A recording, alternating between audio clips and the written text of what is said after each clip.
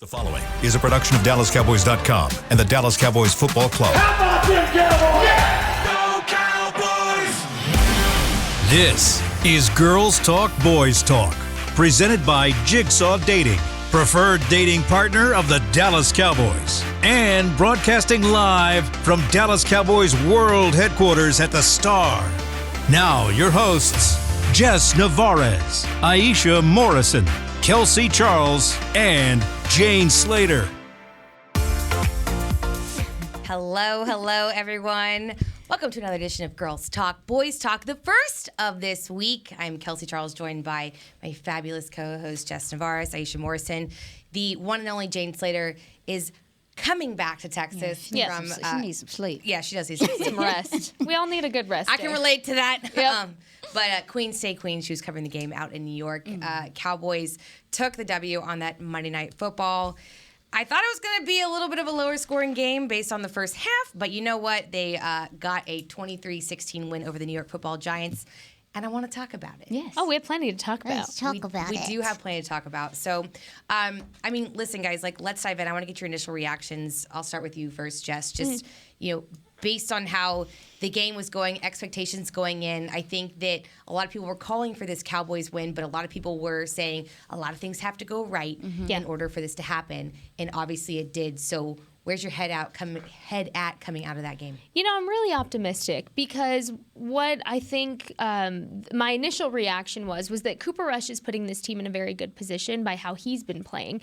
And I think when Dak first went down with the thumb injury, my biggest concern was, okay, say he doesn't win these next few games, then that's putting us in a bit of a rut now to see Dak not fully recovered potentially and then have to rush his return. This now officially gives the Cowboys the padding that they need, I think, to allow Dak to fully recover, and the key word there is fully, and not let him feel pressured to have to rush back in just because they're, on a losing streak. That's not the case right now. I think having that padding and having that lead in the division is huge. I think it's something that, Cooper Rush has always been capable of. I'm going to say I was one of the oddballs out over training camp when I really was vouching for Cooper Rush over Will Grier. And it was a very unpopular opinion at the time, but I think what he's shown is the chemistry that he has and how far that has taken really the team to all step up and play, what is it called? Complementary football. I think everybody stepped up. All three phases of the game. All three. I think special teams stepped up.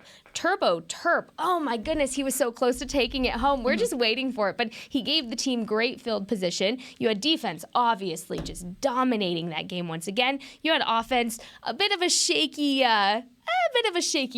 first quarter, first half. I mean, second half, I was a little worried.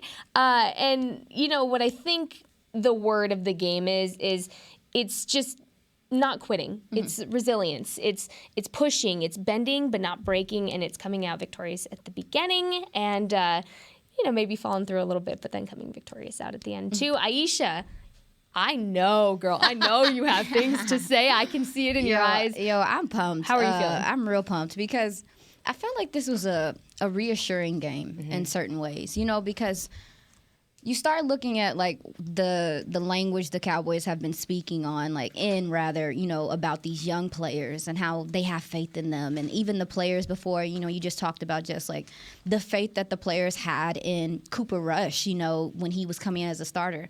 All these people within that locker room and in that coaching staff have been echoing to us, we're okay. Yeah. We're okay with what we have right now. And so seeing a lot of the things that you said, that they've been saying come to fruition, they said, okay, we're going to plug Peters here in that guard. Oof. 46-yarder. And he looked comfortable there. Obviously limited snaps because he's coming off the injury. Right. But then Tyler Smith, y'all, Dude, I think I was one of the people who definitely reacted in a negative way initially. It took me a couple hours when he was drafted, and after I started looking at what he was capable of, it really fit to me what the Cowboys have been saying. We want to get back to dominating in the run game. And when you look at this offensive line, I understand we feel away. But this offensive line is really starting to gel and come together, and you're getting better play in certain areas that you did not expect. They run block extremely well. Getting out in space. Credit to Kellen Moore for I think I haven't gotten a chance to really, really take a deep dive yet. However, the run schemes, the run blocking schemes, and you can tell he kind of knows what he's working with. I feel like this game was reassuring because you start to see a lot of the stuff that we said last week we wanted to see. We see on tape. You saw it. Like, you got to see it. You got to see special teams come out and block that field goal. We've been talking about it all week. We were waiting for that. So I feel like this is a reassuring game. CeeDee Lamb, we've been saying, hey, when is this guy going to step up and show us he's the number one? We got to see it yesterday. He took over that whole drive pretty much. And then you talk about the run game. TP, Ezekiel Elliott. How many times this offseason did you hear they're talking about they're going to use TP, but we're not going to see it. We're not really going to see it. Well, you saw it today. You saw it yesterday, and you've seen it for the majority of the season so far. Granted, we're 3 games in, but you can tell that they are really balancing this, and they saw weak points in that defensive line, and they went at them. And I don't know. I feel like it does feel good as someone that takes time to really look at the game in depth, and I'm sure to all of us, to start seeing some of the corrections that we've been asking for to be made. Granted, the penalties make me sick. Don't get me started, please. I already made a promise on Twitter that I'm going to make y'all sick with how much I'm talking about these penalties this week. But don't get me started. We'll talk about how a lot of that played a factor in the game. But I just really think for Cowboys fans, this should be a game to where maybe you can exhale a little bit and say, Cooper Rush really is commanding this offense. He really knows what he's doing. I mean, he's not just going out there and running it. He's checking out of plays. Yep. He's getting them in the right place. He's getting the right looks. He's running it. His composure is seriously. beautiful. So I read a point, Noah Brown. Oh, he's finally got the opportunity to show, hey, I've been here, guys. Like, look at what I can do too. Right. And I don't know.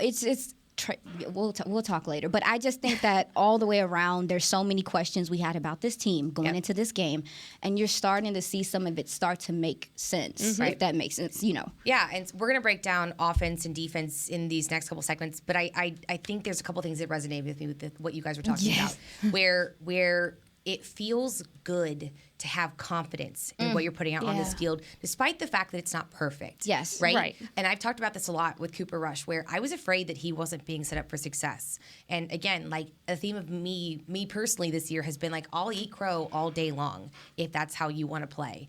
And congrats to Cooper Rush. I mean that so sincerely. Like, I mean that sincerely. This man has been a bit of a journeyman, if you will. Obviously had 2 stints with the Cowboys, and to be able to have the success like he's having right now, 3-0, one of the only undefeated quarterbacks in the league. I mean, that's just wild. Yeah. You know what I'm saying? Like, that's just cool for him to be able to personally have that accolade for himself.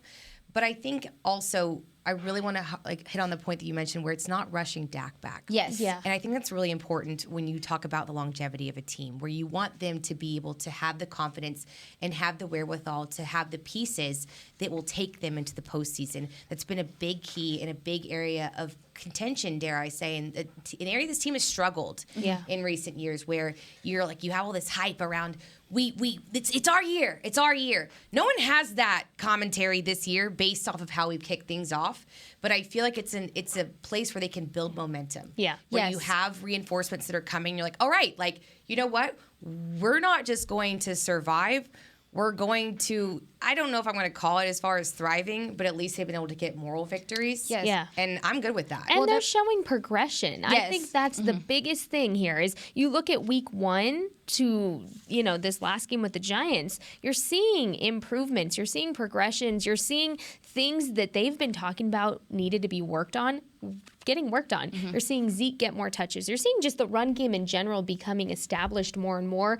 And I mean, Zeke and Tony Pollard yesterday. Yes. Can we talk about the dynamic duo? Can we talk about the dynamic duo of Peyton Hendershot and Jake Ferguson? Because with Dalton Schultz out of this game, I was a little worried. I was a little worried with the tight end group because, he is... Hendershot struggled, I will say. Like, he had a couple pennies. He did, but I will say his blocking allowed for some good holes. Yes. And that is key to establishing the Ferguson run game, too. which is why I brought them up, because that's something we've been saying is we need to allow the run game to get established. And usually what we see is the run game starting to get a little bit established, and then as soon as those holes aren't being created, then they kind of fall back from going into the run. And so I think what this game showed is, okay, we have holes now.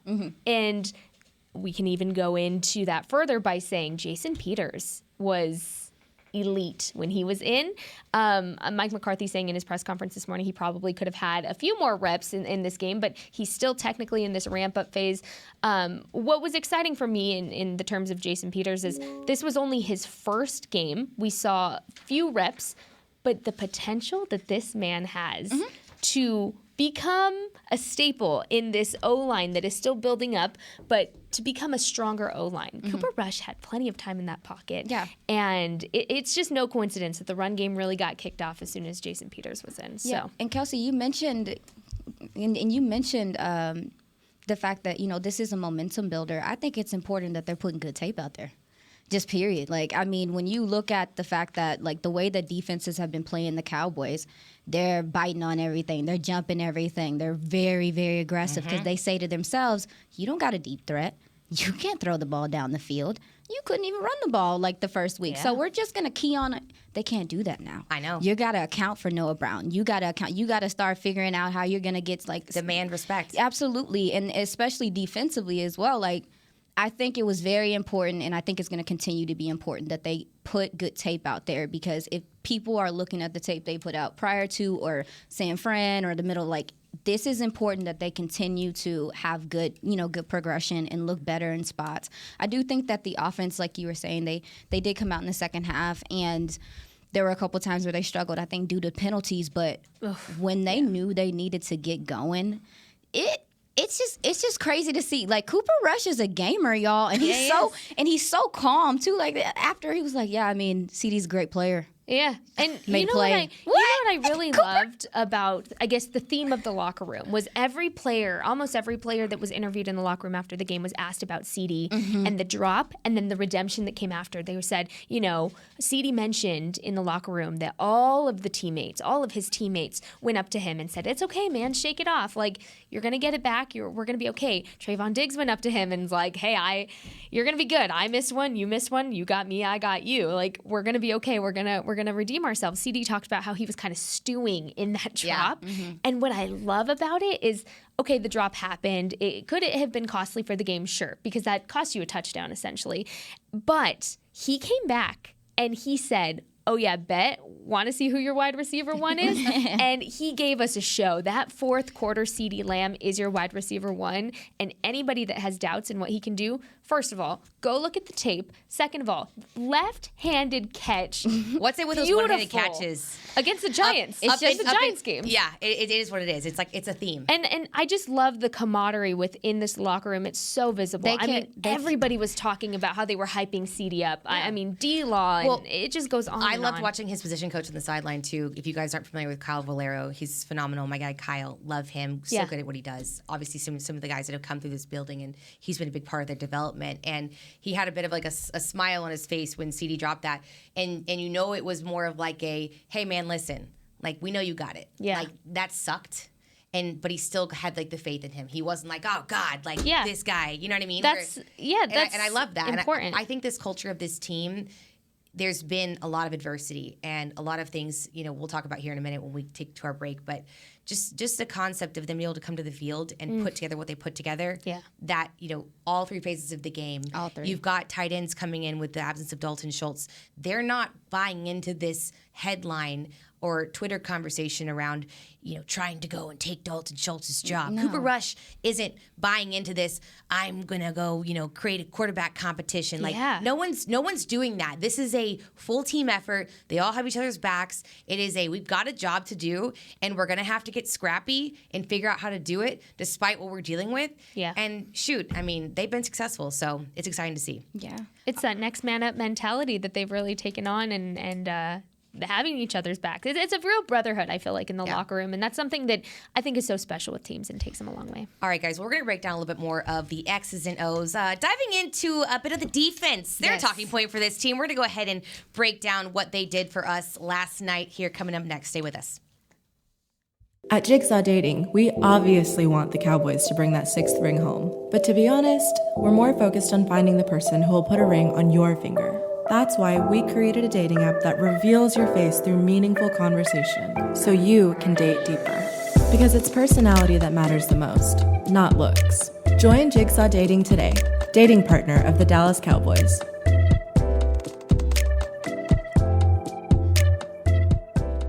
If you have been thinking about weight loss surgery, My Bariatric Solutions has made it easier for you to schedule your initial consultation from the safety, comfort, and convenience of your own home. You'll meet one-on-one with a bariatric surgeon over a private and secure video call. You'll learn everything you need to know about the options available and which procedure is best for you. If you've been considering weight loss surgery and are ready to take the first step, call My Bariatric Solutions today at 844-326-6266. That's 844-326-6266, or go to mybariatricsolutions.com. All right, Pepsi-loving football fans, it's time we had a lesson in trash talk. And I'm not talking about that stuff that happens on the field. What I'm talking about is trash, and it's the only thing that belongs in your garbage can. Now, recycling might not be as thrilling as converting a 4th and long, but next time you're thinking about throwing that Pepsi Zero Sugar bottle away, just cap it back up and pretend you're down by 6 with the recycling bin wide open. Know the difference? Make a difference. Be a team player and recycle. Visit PepsiTrashTalk.com to learn more. I'm Dak Prescott, quarterback of the Dallas Cowboys. And they snap it to Prescott, who looks right. It's not there. He escapes left. He'll run for a first down. Just like football, when it comes to crypto, it's important to have a team you can trust. With blockchain.com, I know I'm in good hands. Since 2011, they've been trusted by millions around the world to buy, sell, and trade cryptocurrency. Prescott's going to run this himself. Run it up the middle, and he scores. Whether you're new to crypto or an active trader, they've got you covered. What are you waiting for? Get started at blockchain.com.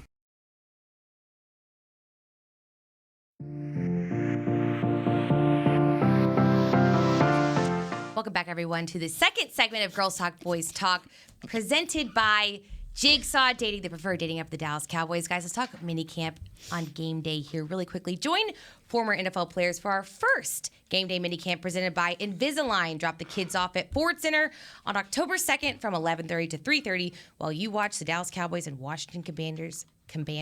I'm weak. Commanders. That's right. They barely figured out their name. I agree. I'm not sad about it. It's all good. From your favorite restaurant in the Star District, to register your football for camp, visit DallasCowboys.com/academy. All right, guys.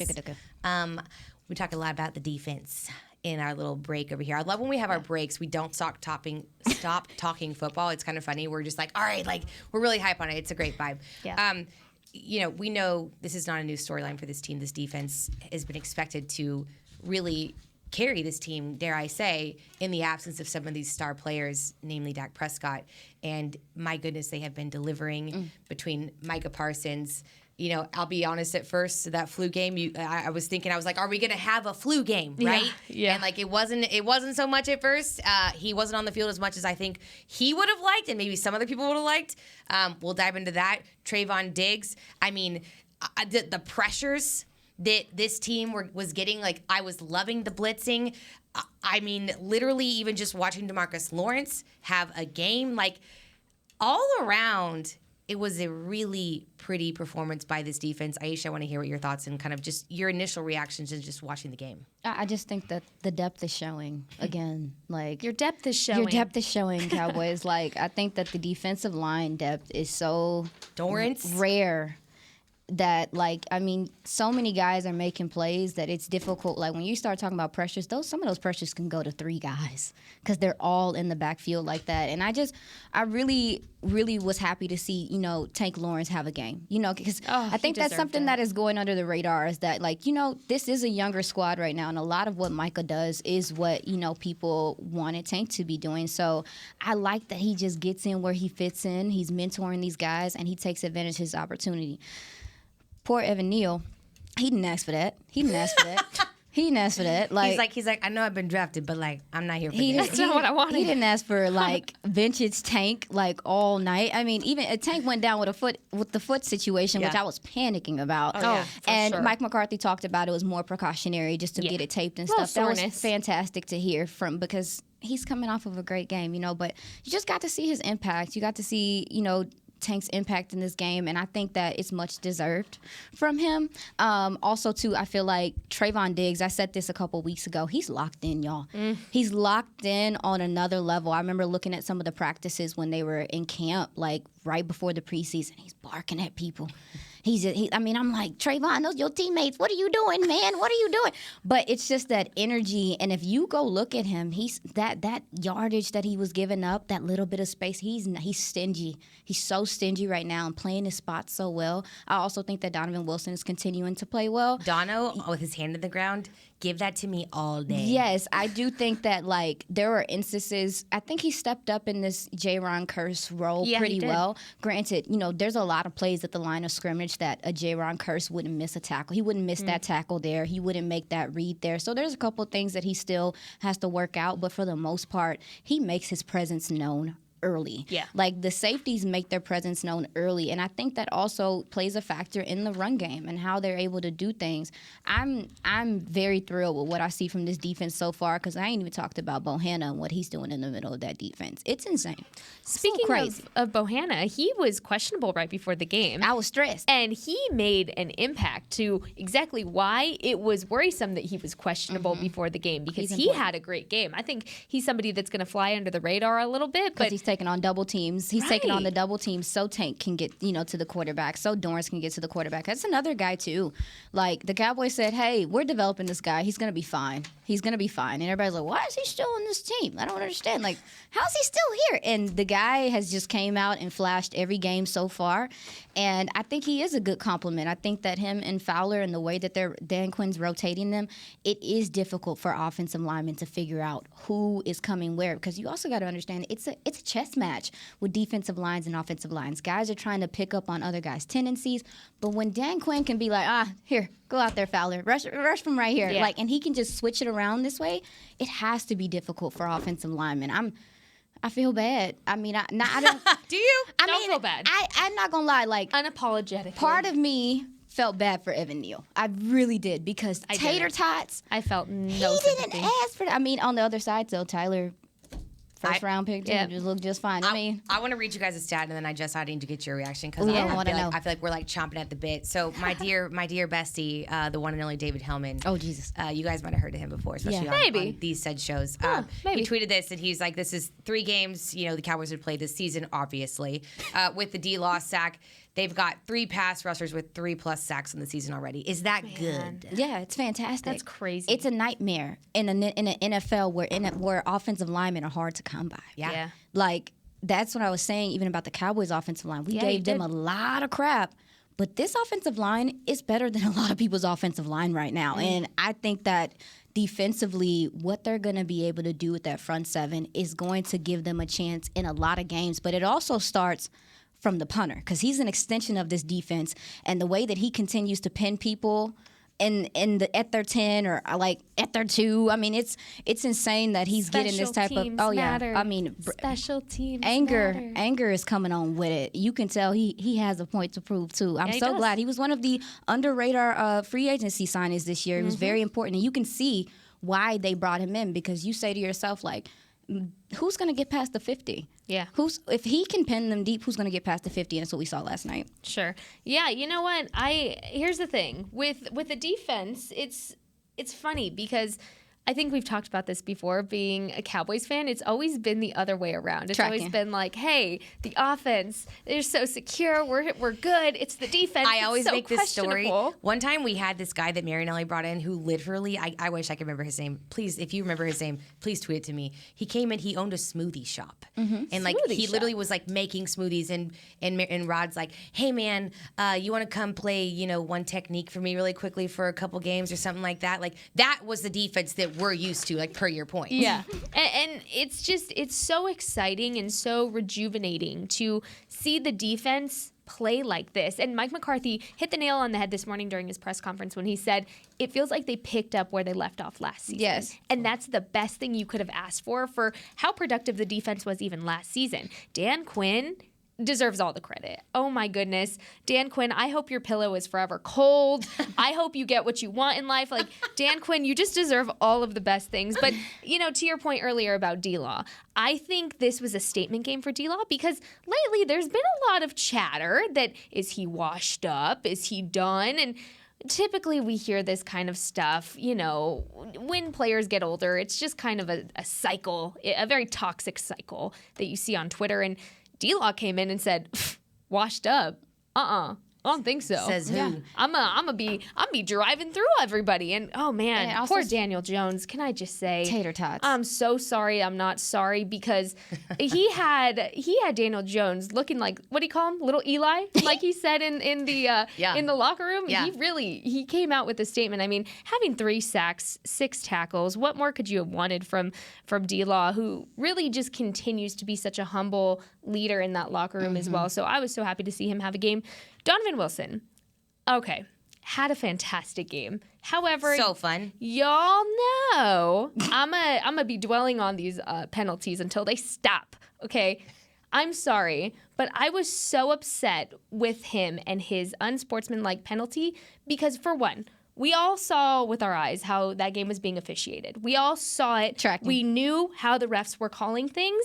Was it fair? Probably not. And I think when you can, as a player, when you can see that the refs are calling things or not calling things, I should say, that necessarily could help or hurt you, I just don't understand why you put yourself in a position for any kind of penalty that's so silly, so silly. Yeah. I mean, that was such a rookie mistake for someone who's not a rookie. Yeah. I mean, just be smarter than that because that's a big penalty that can really hurt you in the long run. And I was a little upset with him about that, given I don't think we're ever going to see him do something like that again. So I want to end that on a positive note of saying that. I'm sure DQ was in his.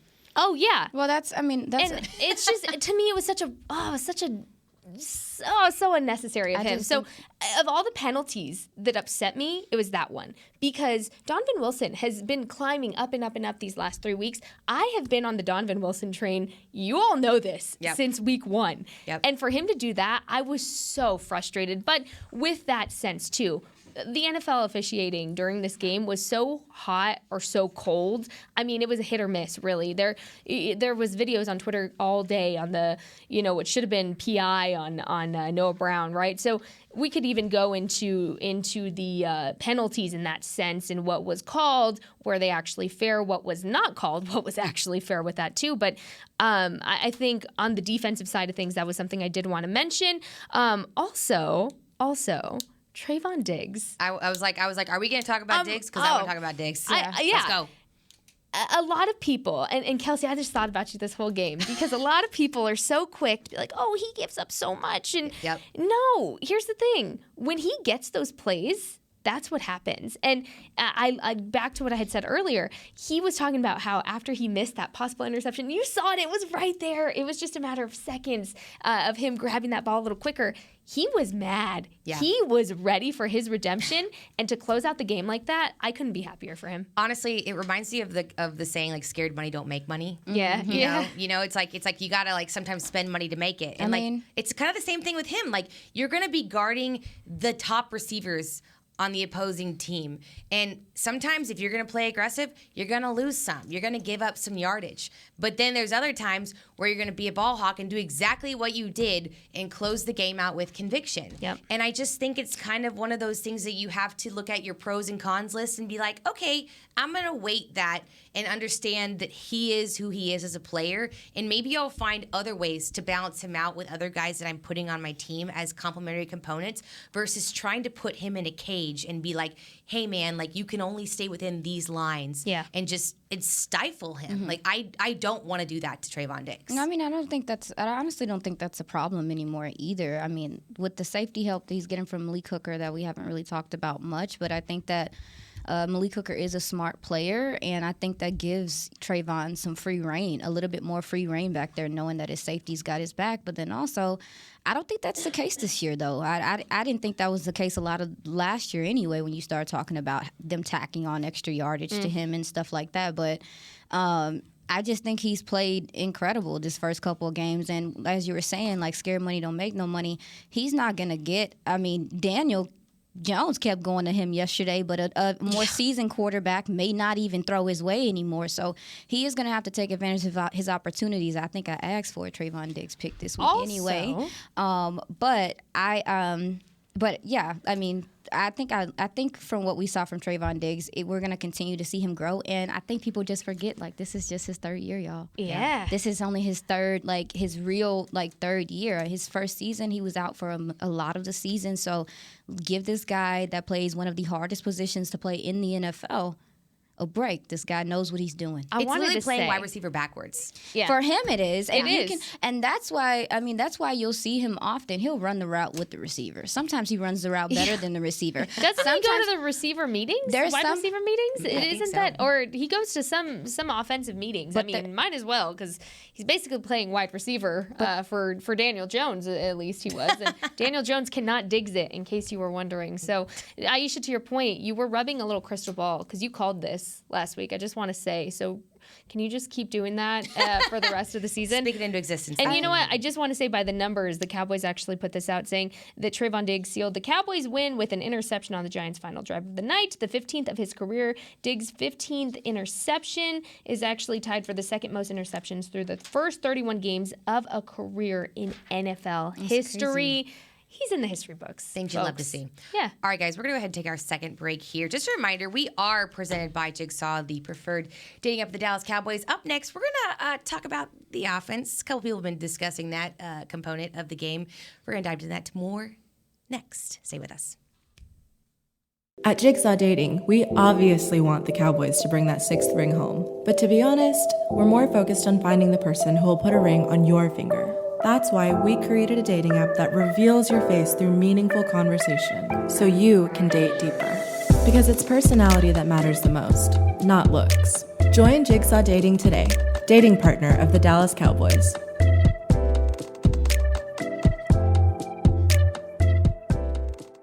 All right, Pepsi-loving football fans, it's time we had a lesson in trash talk. And I'm not talking about that stuff that happens on the field.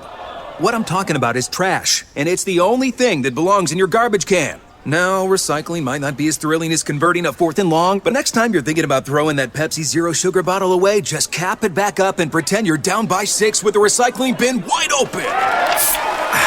Know the difference? Make a difference. Be a team player and recycle. Visit PepsiTrashTalk.com to learn more. If you have been thinking about weight loss surgery, My Bariatric Solutions has made it easier for you to schedule your initial consultation from the safety, comfort, and convenience of your own home. You'll meet one-on-one with the bariatric surgeon over a private and secure video call. You'll learn everything you need to know about the options available and which procedure is best for you. If you've been considering weight loss surgery and are ready to take the first step, call My Bariatric Solutions today at 844-326-6266.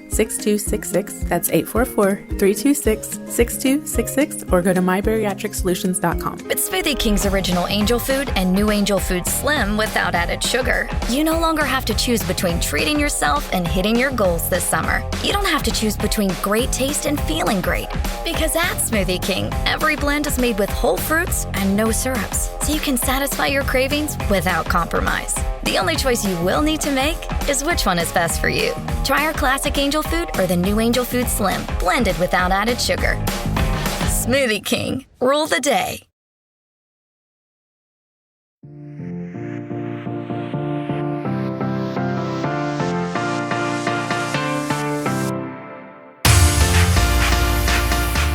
For the final segment of Girls Talk, Boys Talk, presented by Jigsaw, the preferred dating app of the Dallas Cowboys.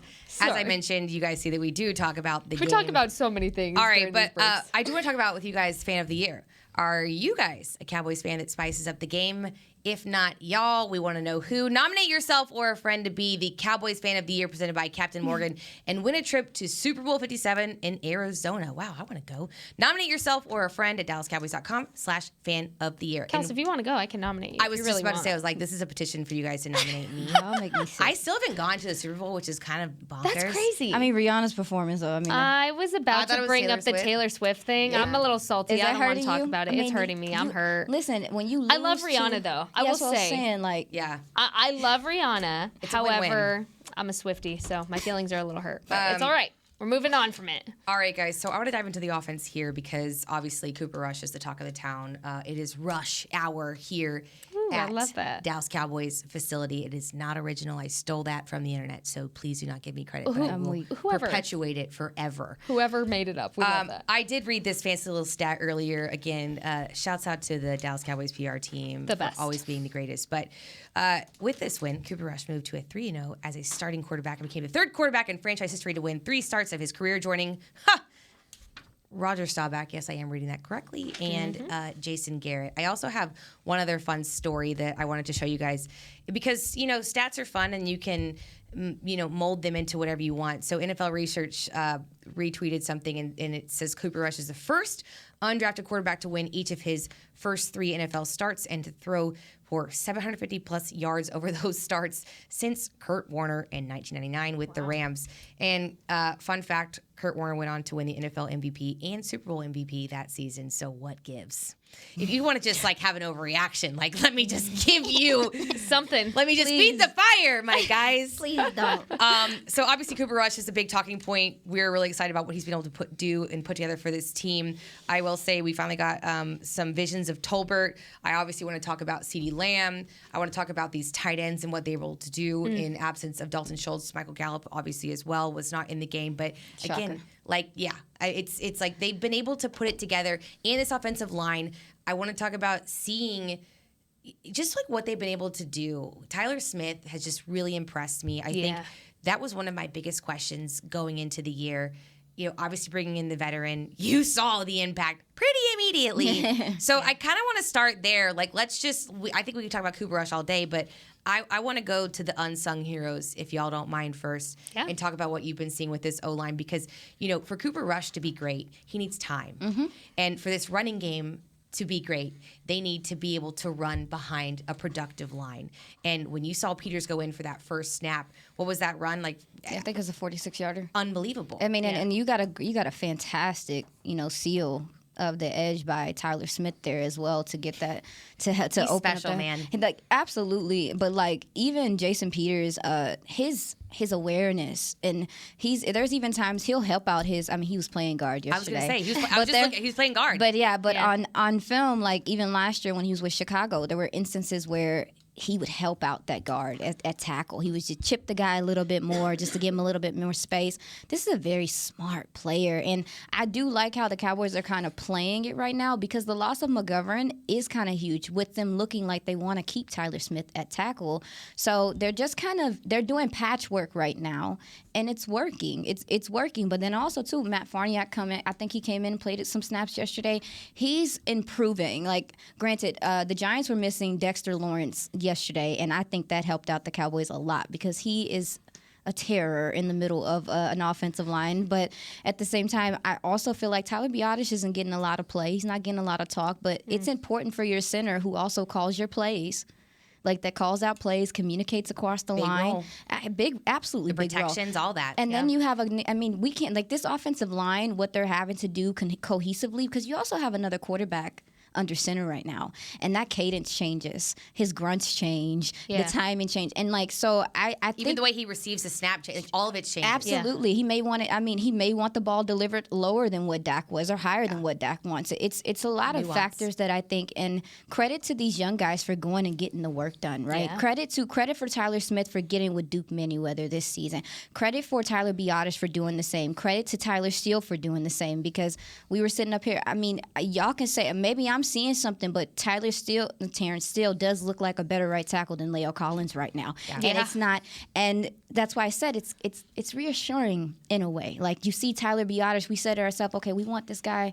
What are we going to see from him in year 2, year 3, or whatever? And you can see he's just sitting in his butt a little better. He's not getting blown off the ball completely every play. And then Zach Martin's in there, reliable. And there's instances where even Terrence Steele is helping out Zach Martin. These guys, and that's because that's what it's about. This is a unit, and I think that collectively this unit really understands run blocking, and I think that's something that you can't sniff out. They definitely have a very above average run blocking offensive line right now, but the scheme has been better as well. Oh, I want to talk about running game too, though, because we only have a few more minutes, and like I feel like we have so much to talk about, and I know that you're hot on this run game. This has been a topic of conversation for you. I feel like all season long thus far. And listen, this two-headed backfield, they delivered. You know what they did, and I just want to say it's always it's very interesting how the Cowboys end up winning a game when, you have over, 100 yards rushing total? Like, wow, what a concept, right? I mean, Tony Pollard looked great, averaging 8.1 yards. It was like 11. It was 11, like late in the third, and I was like, this man, I love him. It was beautiful. And then Zeke, 4.9. Look, here's the thing. What I don't want to hear is the conversation of, oh, Zeke is washed up. Oh, Tony Pollard. They're different. You can have them both, guys. Quit making everything a competition. I'm so sick of it. You want to talk about things I'm sick of? That's one. If they're both being productive, leave them alone. Keep Zeke's name out of your mouth. I'm so tired of it. We should make like a burn book or something where we're like narratives we hate and like put it in the burn book. That's one of them. Burn book Fridays. Not a burn book. You know what? Right. And that's actually a good idea, but I feel like something like that. Well, yeah. Girls talk, boys talk, burn book. What I also wanted to say is the run game, beautiful. I love to see it. However, I want to give credit to the wide receiver group for really stepping up. Yeah, this week. let's dive in on that. Yeah, I think the first week we were all worried, especially right before the Bucs game, when we were saying, "Oh my goodness, we have all these rookies. What's going on? They're young guys. Michael Gallup's out. James Washington. What are we gonna do?" The sky was falling. Everyone can breathe a little bit because these guys are stepping up and they're stepping into their own. I do want to ask you guys a question though, because obviously not getting Gallup back, there's a little bit of unease, and then you. I'll be honest. I was not thrilled with CeeDee's performance for the majority of that game, and like you mentioned, the fourth quarter play did make up for some of it.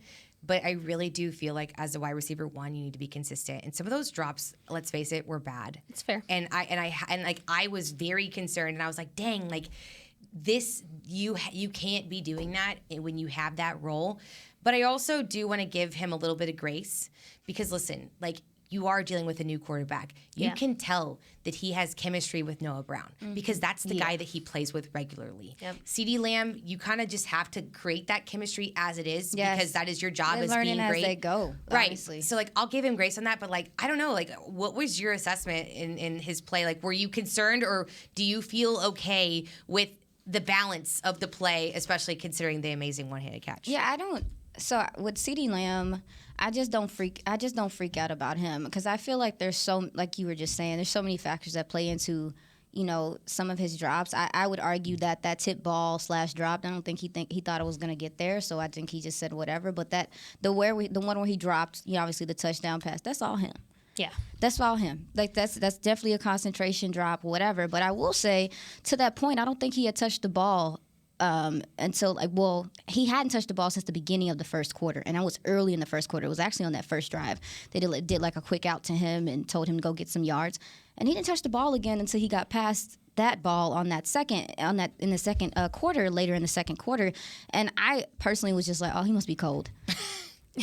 Not like my hands are cold, but that's something that happens to players is like when you are not looking their way, which you see a lot.